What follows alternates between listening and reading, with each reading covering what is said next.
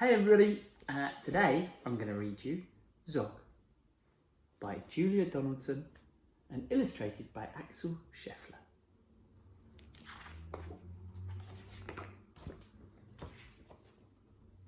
Madame Dragon ran a school many moons ago. She taught young dragons all the things that dragons need to know. Zog, the biggest dragon, was the keenest one by far. He tried his hardest every day to win a golden star. All the dragons in year 1 were learning how to fly. "Hi," said Madame Dragon, "way up in the sky." Now that you've been shown, you can practice on your own, and you'll all be expert flyers by the time you're fully grown. Zog went off to practice, flying fast and free. He soared and swooped, he looped the loop. Then he crashed into a tree. Just then, a little girl came by. "Oh, please don't cry," she said. Perhaps you'd like a nice sticky plaster for your head." "What a good idea," said Zog. Then up and off he flew, his plaster gleaming pinkly as he zigzagged through the blue. A year went by, and in year 2, the dragons learned to roar. "More," said Madame Dragon, "louder, I implore." Now that you've been shown, you can practice on your own, and you'll all be champion roarers by the time you're fully grown. Zog went off to practice. He roared with fearsome force.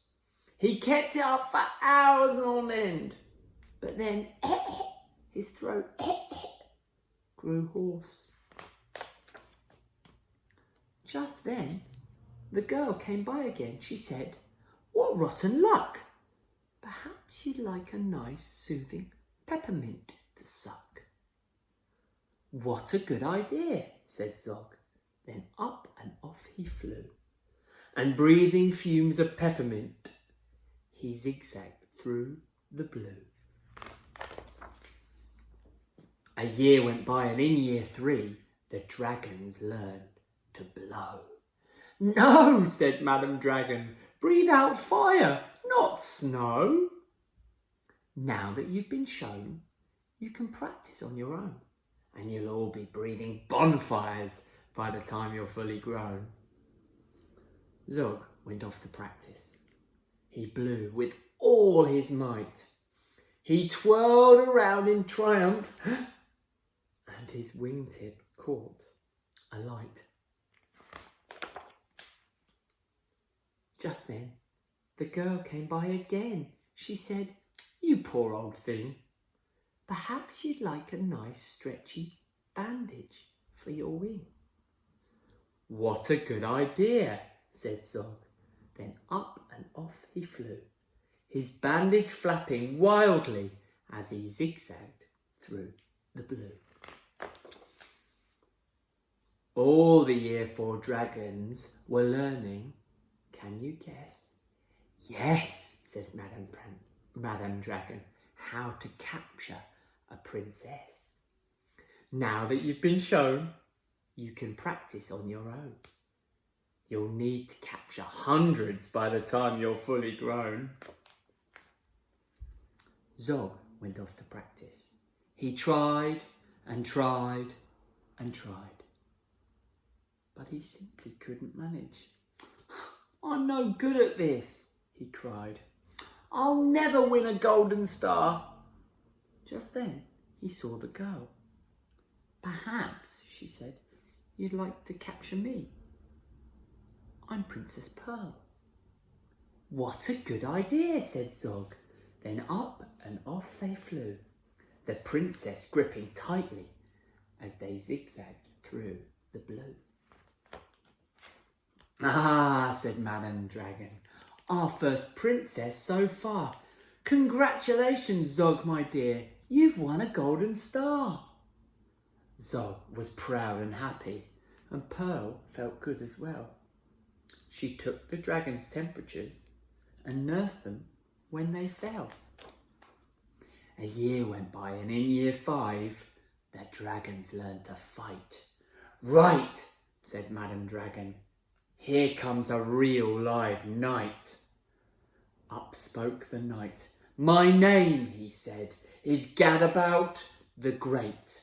I've come to rescue Princess Pearl. I hope I'm not too late. Zog breathed fire and beat his wings. You can't! She's mine! He roared. Oh, no, she's not, yelled Gadabout, and waved his trusty sword.